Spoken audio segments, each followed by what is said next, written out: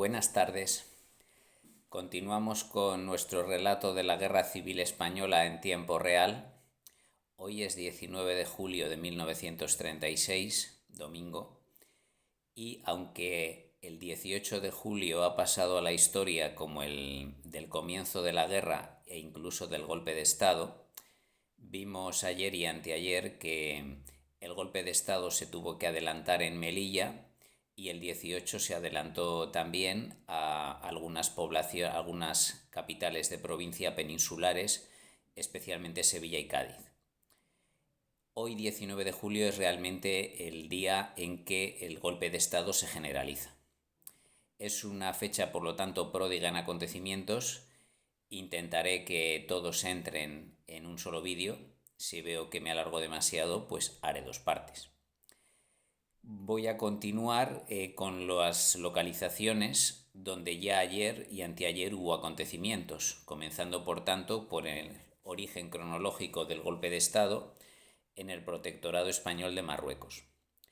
El 19 de julio fue el día en que Franco viaja de Casablanca, en el Marruecos francés, a Tetuán, capital del Marruecos español, en el ya conocido avión Dragon Rapide, acompañado de Luis Bolín y pilotado por Cecil Vive.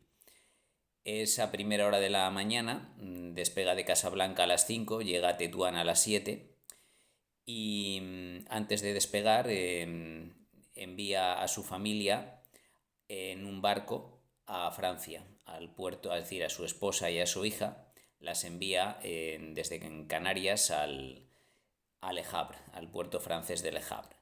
Por lo tanto, continuará la guerra él solo después de haber puesto a salvo a su familia.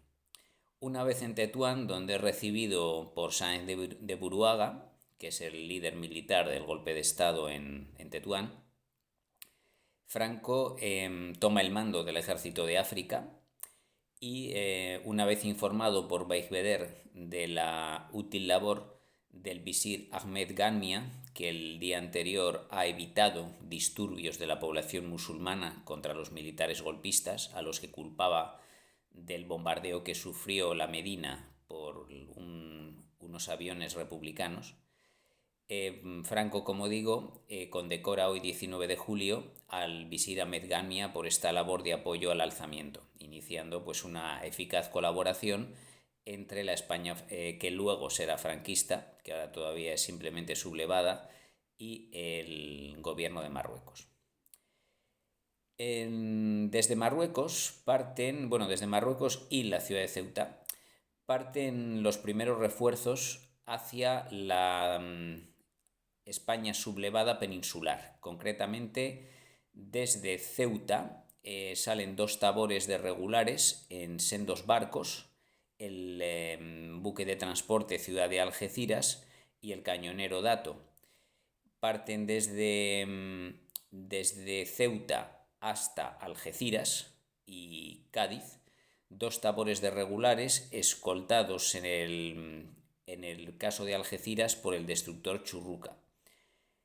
Por lo tanto, las primeras unidades de tropas marroquíes, aunque eso sí tienen oficialidad española, ya que los regulares pertenecen al ejército español, como vimos, desembarcan en la península para apoyar el golpe de Estado en Cádiz el 19 de julio. Esto hace que las fuerzas leales a la República, que apenas resisten el gobierno civil y edificios adyacentes, se rindan. Por lo tanto, el 19 de julio toda Cádiz es tomada por los sublevados. Además, estas tropas desembarcadas avanzan, en el caso de Cádiz, hacia la población de Sanlúcar de Barrameda para evitar toda navegación por el río Guadalquivir, y en el caso de Algeciras avanzan hasta la línea de la Concepción para controlar la frontera hasta Gibraltar. Por lo tanto, las principales poblaciones de Cádiz están ya en manos de los golpistas, incluida la capital. En el caso de Sevilla, de la que ahora hablaremos, debido a que antes de ser su resistencia aplastada, el comandante Ricardo de la Puente Bahamonde, primo de Franco, ha inutilizado los 7 aviones que había en el aeródromo de Sania Ramel, se utilizan unos aviones de reconocimiento que están en el aeródromo de Larache para trasladar las primeras unidades de legionarios, concretamente de la Quinta Bandera al mando del comandante Castejón, desde el protectorado de Marruecos hasta la península, concretamente el aeródromo de Tablada, en Sevilla, que ha caído en manos de los golpistas a primeras horas de la madrugada de hoy. Debido a la escasa capacidad de los aviones de reconocimiento, son unas pocas docenas, máximo una compañía, los legionarios que pueden ser transportados, pero Queipo de Llano hará una eficaz labor propagandística haciéndolos desfilar por el centro de la ciudad, dando a entender que los golpistas tienen ya el apoyo del ejército de África. Como decíamos, Queipo de Llano ha dominado ayer el centro de la ciudad, pero los barrios periféricos están en manos de las milicias obreras, que carecen de armas ya que no se repartieron ayer al ser las fuerzas militares en su gran mayoría partidarias del golpe. Las milicias obreras no pudieron recibir armamento, también porque así se había ordenado en principio por el gobierno de Casares Quiroga. Por lo tanto, en Sevilla hoy no hay grandes enfrentamientos, pero sí que hay una reacción por parte de la España republicana. La vecina provincia de Huelva, donde no ha triunfado el golpe de Estado, en la vecina provincia de Huelva, el gobernador civil, siguiendo instrucciones del ministro de Gobernación, envía una columna de guardias civiles y de asalto, formada por 120 hombres, bajo el mando del comandante de la Guardia Civil, Gregorio Haro, con la idea de aplastar el golpe de Estado en Sevilla. Es un grupo muy escaso, por lo tanto va a ser reforzado por una columna de mineros de la población de Río Tinto, también en Huelva, que son 500 hombres y cuentan con abundante dinamita. Esta columna minera está dirigida por el exdiputado socialista Manuel Cordero. Sin embargo, la columna salió en realidad ayer por la noche de Huelva, pensando que el golpe de Estado sería muy limitado y por supuesto que no iba a recibir apoyo del ejército de África. Y a primera hora de esta mañana sucede que la columna queda dividida en dos. Es decir, teóricamente los guardias civiles y los mineros debían encontrarse cerca de Sevilla para coordinar el ataque a la capital, y lo que ocurre es que el comandante Haro se pasa al bando sublevado y ataca en el pueblo o barrio de la Pañoleta, a la entrada occidental de Sevilla, a la columna de los mineros. A consecuencia de los disparos, la dinamita que estos traen estalla, causando al menos 20 víctimas entre la columna minera. Los demás en su gran mayoría huyen, pero 68 son hechos prisioneros y conducidos a Sevilla, donde el día 2 de septiembre 67 de ellos serán fusilados.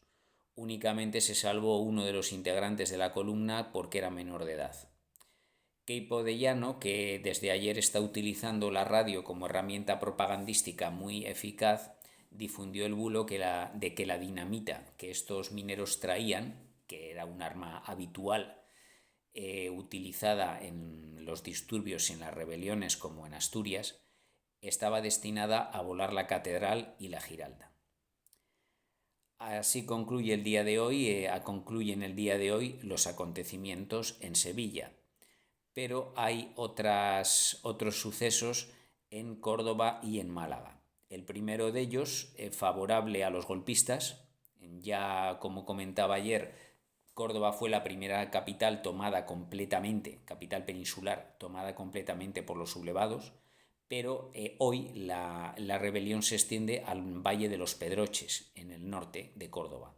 La Guardia Civil de Pozo Blanco envía guardias por todos los pueblos de la comarca para que este estratégico valle que está en la frontera con Ciudad Real también se una a los sublevados, de manera que la parte norte de la provincia y el centro pasan también a integrar la España sublevada. Sin embargo, los golpistas sufren un duro golpe, valga la redundancia, cuando a las 4 de la madrugada de hoy se rinde el general Pachot en Málaga.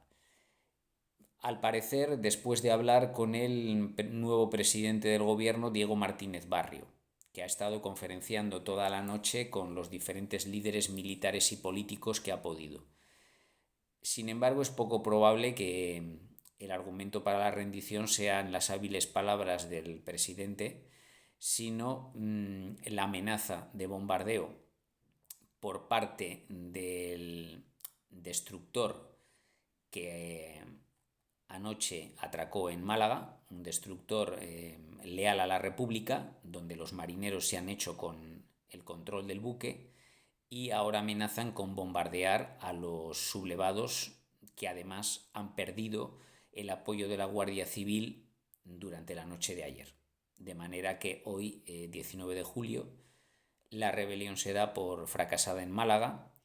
Pachot es conducido a un buque prisión donde será finalmente fusilado el 22 de agosto en represalia por un bombardeo aéreo.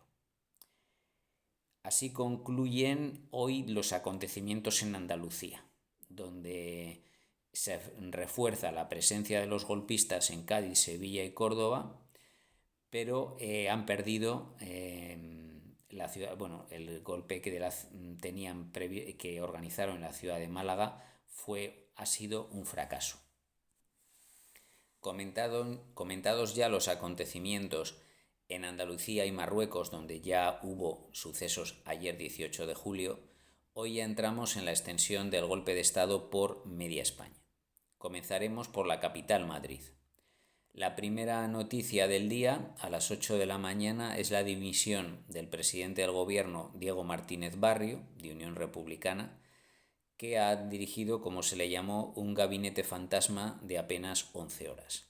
En esas 11 horas no ha logrado negociar con éxito con los golpistas, ha hablado con el general Mola, pero las conversaciones no dan resultado. Puede haber tenido la habilidad de convencer a Pachot de que acelere su rendición, también del líder de la derecha regional valenciana, Luis Lucia, que a diferencia de la mayoría de dirigentes de la CEDA condena claramente el golpe de Estado. En todo caso, Martínez Barrio dimite a las 8 de la mañana al verse incapaz de evitar la extensión del golpe por Andalucía y algún otro lugar, que veremos que hubo sublevaciones declaradas a primera hora de la mañana de hoy.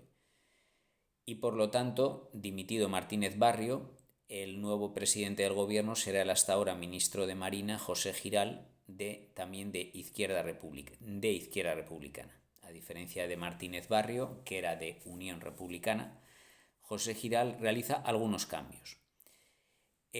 Coloca 2 militares en el gobierno, el general Castelló, que hasta ahora era jefe de las Fuerzas Armadas en Badajoz y que gracias a su habilidad de sacar las tropas de Badajoz ha evitado que éstas se subleven.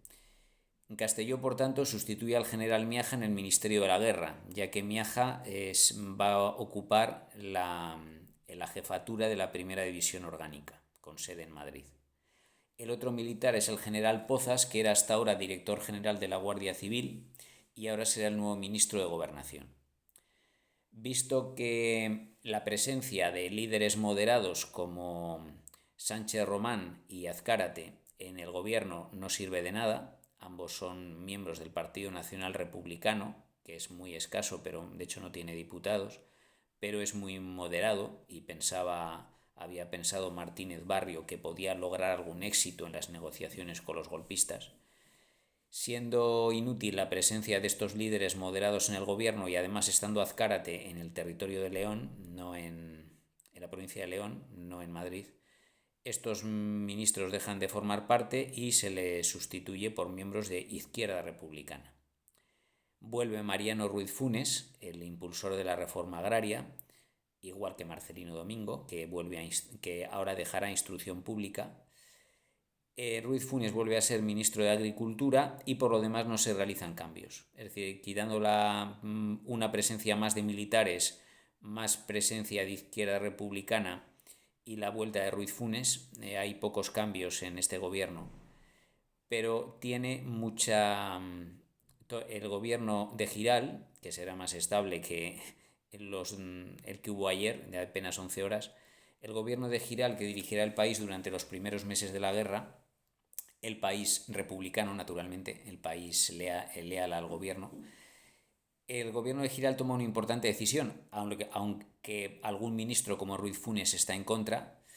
La decisión es que, ya que no se confía en las unidades militares para parar el golpe, porque pueden rebelarse también ellas, se utilizarán sus armas para equipar a las milicias populares, es decir, las milicias de partido, UGT, CNT, comunistas, en el caso de Cataluña nacionalistas, etcétera, etcétera. Republicanos también, que empiezan a montar sus primeras milicias.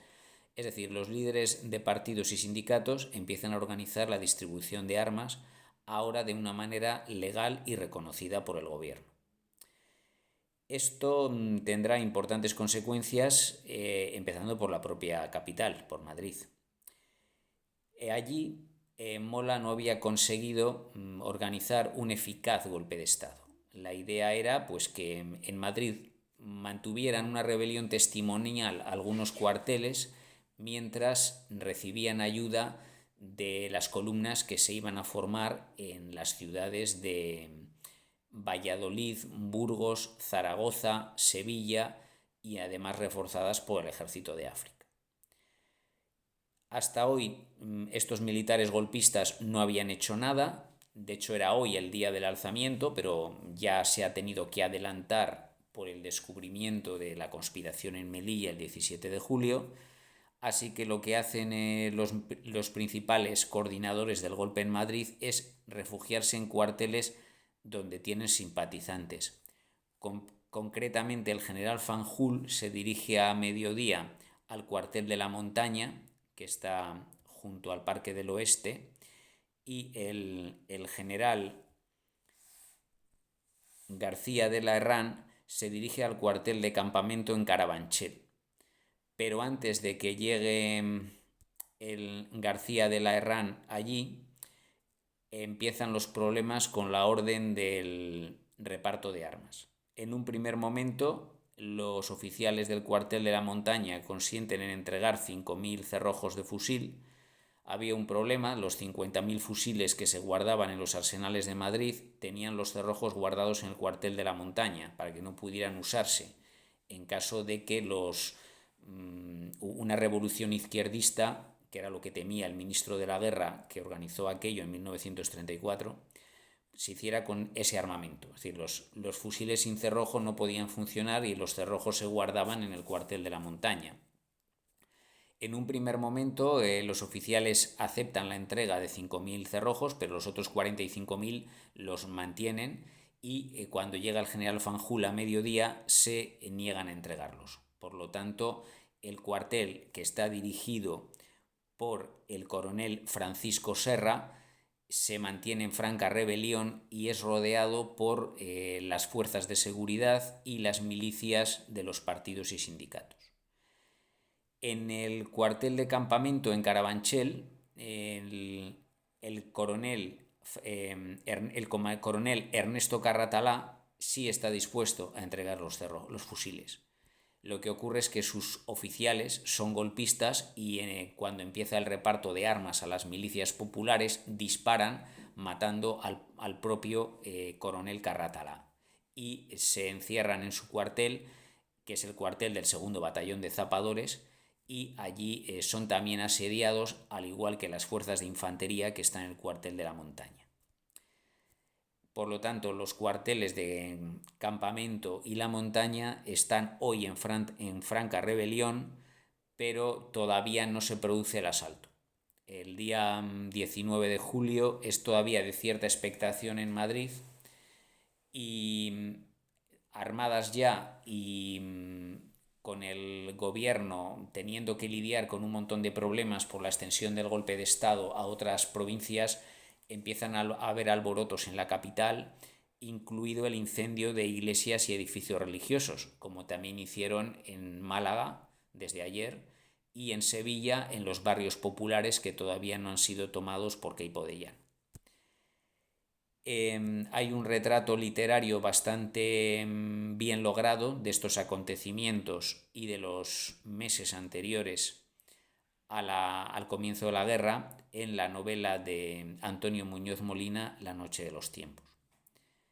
Continuando con la realidad, antes de dejar la ciudad de Madrid por el día de hoy, voy a recordar la otra decisión importante que toma el gobierno de Giral hoy 19 de julio. Está motivada por los acontecimientos que relataré a continuación, es decir, la extensión del golpe de Estado a otras ciudades de España y en algunas con éxito. La decisión es solicitar ayuda al extranjero. A última hora del domingo 19 de julio, el presidente Giral envía un telegrama a su homólogo francés, Léon Blum, que es presidente del Consejo de Ministros de la República Francesa desde el día 4 de junio, cuando el Frente Popular, en el que está integrado por socialistas, radicales y comunistas, ha ganado las elecciones. Por lo tanto, confía que el gobierno francés de izquierdas apoye militarmente, al menos vendiendo armas, al gobierno republicano español. Concretamente, el telegrama de Giral a Blum dice lo siguiente: sorprendido por un peligroso golpe militar. Le ruego nos ayude inmediatamente con armas y aviones. Fraternalmente, Giral. El presidente Blum no recibirá el telegrama y siendo como es última hora de la noche del domingo hasta mañana lunes y veremos mañana cuál será la contestación a esta petición de Giral. Pero es el primer paso real, aunque me refiero a real durante la guerra, porque ya desde hacía algunos meses los monárquicos golpistas habían contactado con Italia para la compra de aviones. Lo que ocurre es que estos aviones no han llegado todavía, pero el día 1 de julio ya cerraron los emisarios de la Renovación Española, de los monárquicos alfonsinos, representados por Sainz Rodríguez principalmente, habían cerrado ya el pacto con el gobierno de Mussolini para la compra de 12 aviones Savoia. Veremos en qué se traduce esta ayuda, sobre todo de aviación, hacia unos y otros a lo largo de los siguientes días. Ahora continuamos con la extensión del golpe a otros lugares de la península. La capital de provincia donde se producen mayores combates en el día de hoy a consecuencia del golpe de Estado es Barcelona, segunda ciudad de España y capital de Cataluña. Allí el plan golpista era que las unidades militares, dos regimientos de infantería, un regimiento de infantería, dos regimientos de caballería y dos de artillería, convergieran desde los cuarteles en la periferia de Barcelona hacia el centro de la ciudad ocupando los lugares clave, y llegaría en avión desde Mallorca, después de haber sublevado también el archipiélago, el general Godez para hacerse cargo de la sublevación. Luego estas tropas se dirigirían hacia Madrid también para dominar la capital en caso de que fueran necesarias. Sin embargo, los acontecimientos van a ir por otro lado. Ya a las 4:30 de la madrugada, el general de brigada Fernández Gurriel subleva a las tropas tal y como estaba establecido. Concretamente hay varios cuarteles de donde salen tropas desde el norte, oeste y este de Barcelona en dirección al centro. Por el lado nordeste, el cuartel de Sant Andreu, van 50 hombres del 7º Regimiento de Artillería Ligera. Del cuartel de Pedralbes, en la zona norte de la ciudad, se dirigen soldados del Regimiento de Caballería Santiago y del Regimiento de Infantería número 13. Del cuartel de caballería de la calle Tarragona, también en la zona noroeste, se dirigen soldados en este grupo va el general Fernández Gurriel. Desde el cuartel de caballería de la calle Tarragona se dirigen tropas del Regimiento de Caballería Montesa, y del cuartel de los Docks, en la zona del puerto, salen soldados del Regimiento de Artillería de Montaña. Los objetivos son los centros de comunicación como la Telefónica y los centros de poder como la Capitanía General, sede de la Cuarta División Orgánica, y el Palacio de la Generalitat de Cataluña. ¿Qué ocurre? Que ya desde el día anterior las autoridades policiales y políticas de Cataluña, así como los partidos y sindicatos nacionalistas y de izquierdas, están alerta para el caso de que se produzca efectivamente un golpe de Estado, porque saben que ya se han levantado los militares en Sevilla y en Marruecos. Entonces empiezan a distribuirse las armas que tienen antes incluso de que el gobierno de Giral dé la autorización para la entrega de armas a las milicias. De manera que especialmente la Guardia de Asalto, los Mossos de Escuadra al mando del del coronel Escofet, y las milicias obreras de todo tipo establecen una serie de barricadas para parar el avance de estos soldados hacia el centro. La Guardia Civil de momento se mantiene al margen, aunque por la tarde apoyará claramente a los republicanos. Pero de momento el hecho de que la Guardia Civil no ayude a los golpistas es clave del éxito republicano. Se producen, por tanto, enfrentamientos en varios puntos de la ciudad a lo largo de todo el día. Por ejemplo, en la esquina de la calle Balmes con diagonal son frenados los artilleros del 7º Regimiento por un grupo de guardias de asalto. Las fuerzas del cuartel de Pedralbes consiguen llegar a la plaza de la Universidad y a la plaza de Cataluña a las 6 de la madrugada, pero allí son paradas por las milicias y fuerzas de seguridad, y también llegan a la esquina de la calle del Paseo de Gracia con la avenida Diagonal, donde son detenidos por otro grupo de guardias de asalto en la esquina de un farol conocido como el Cinc d'Oros. En cambio, tienen más suerte las tropas del Regimiento de Infantería número 13, dirigidas por el comandante López Amor, que ocupan centros neurálgicos como la Telefónica, el Hotel Colón y el Casino Militar. Sin embargo, estos edificios están aislados entre sí y no logran ningún tipo de coordinación. Sin embargo, antes de continuar con ello, las tropas de caballería del cuartel de la calle Tarragona llegan hasta la Plaza de España, y las del cuartel de los Docks, que son del 1er Regimiento de Artillería de Montaña, son paradas por las milicias en la avenida Icaria. Entre estas milicias, por cierto, hay aproximadamente 200 deportistas, algunos de ellos extranjeros, que han llegado a la ciudad los días previos para participar en la Olimpiada Obrera u Olimpiada Popular, que se ha organizado por la Sport International, que es la internacional deportiva, internacional entendida como Movimiento Internacional Socialista, y el Comité Catalán Pro Esport Popular, que está controlado por Esquerra Republicana de Cataluña. Son deportistas de 22 países cuyo objetivo es realizar competiciones paralelas a las Olimpiadas que a partir del 1 de agosto se van a celebrar en Berlín, naturalmente organizadas por la Alemania nazi. El gobierno español republicano ya ha boicoteado esas Olimpiadas y no iba a participar en ellas, y ha aceptado que estas organizaciones políticas monten una Olimpiada paralela en Barcelona. Sin embargo, la Olimpiada que iba a empezar hoy, 19 de julio, la Olimpiada Popular, es cancelada por los acontecimientos golpistas que se están celebrando, que están ocurriendo en España desde ayer.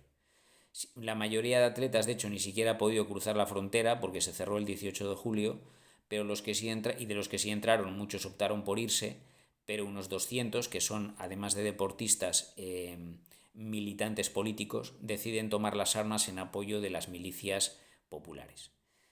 Pues bien, todas estas milicias paran a los golpistas en las zonas citadas del centro de Barcelona, aunque algunas tropas del Regimiento de Infantería número 13 consiguen entrar en Capitanía General. Y allí, desde allí se radia un mensaje en clave al general Gódez en Palma de Mallorca para decirle que sí puede dirigirse a Barcelona para tomar el mando de las fuerzas de la Cuarta División. Godez había proclamado el estado de guerra a las 7:30 de la mañana en las Islas Baleares. Es secundado por el coronel al mando del regimiento de infantería en Menorca, por lo tanto da la sensación de que son dueños de todo el archipiélago, pero todo esto es engañoso. En cuanto a las 10:30 despega Godez hacia Barcelona, los oficiales del regimiento de infantería destinado en Menorca detienen a su propio coronel y se declaran leales a la República.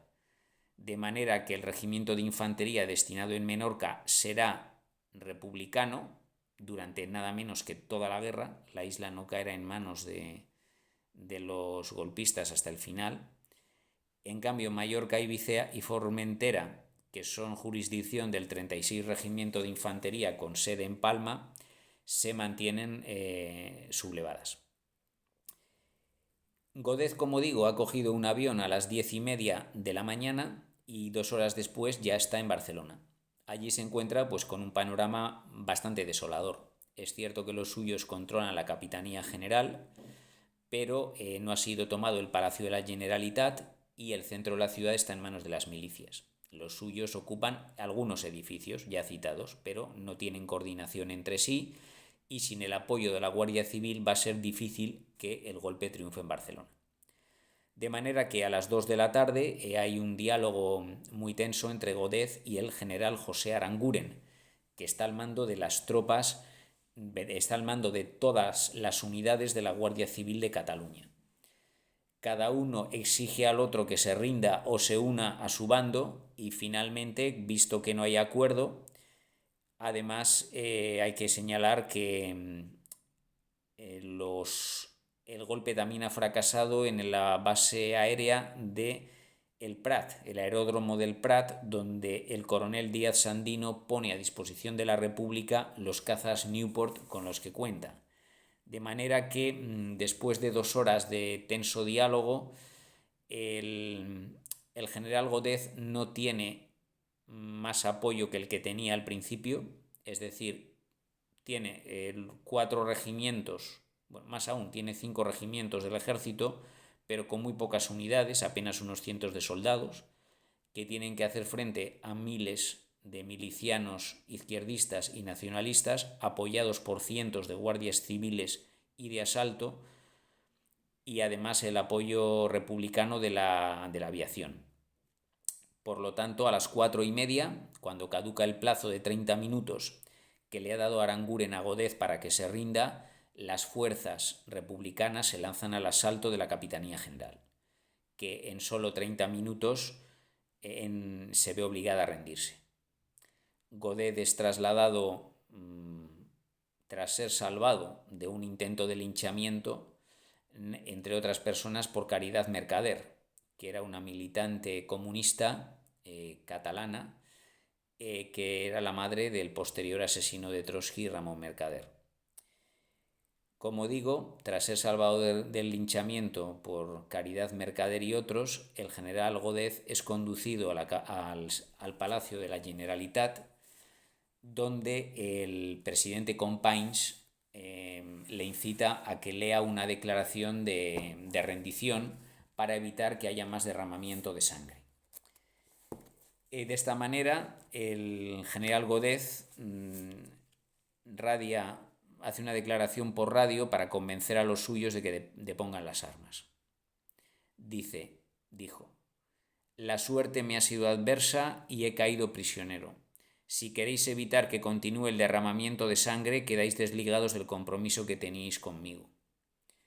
Ese mensaje pues logra la deserción de muchos combatientes de su lado y también evita que la rebelión se extienda a otros puntos de Cataluña, donde ya han salido a la calle el regimiento de infantería Albuera, que está en Lérida, y un batallón de montaña que está en Gerona. ¿Qué hacen los demás soldados? La mayoría se retira, muchos abandonan, por ejemplo, la Telefónica, el Hotel Colón, el Casino Militar, se rinden. Sin embargo, a última hora de la noche todavía permanecen en manos de los sublevados por distintos motivos el cuartel de las Atarazanas, que está en el puerto, el cuartel de San Andreu, que es la base del 7º Regimiento de Artillería Ligera, y unos soldados de caballería se han refugiado en el convento de Carmelitas. Son los 3 únicos puntos donde hay todavía resistencia de los sublevados a última hora de la noche de hoy, 19 de julio, pero da la sensación de que, al igual que en Madrid, el golpe ha fracasado. Por lo tanto, los republicanos se anotan hoy un tercer éxito, que es el fracaso del golpe en Barcelona, al igual que en Madrid, al igual que en Málaga. Sin embargo, como veremos en el siguiente vídeo, porque creo que en este me estoy alargando y pasaron muchas más cosas el 19 de julio de 1936, en otros lugares de España solo hubo malas noticias para la República. Ahora mismo continuaremos. Muchas gracias.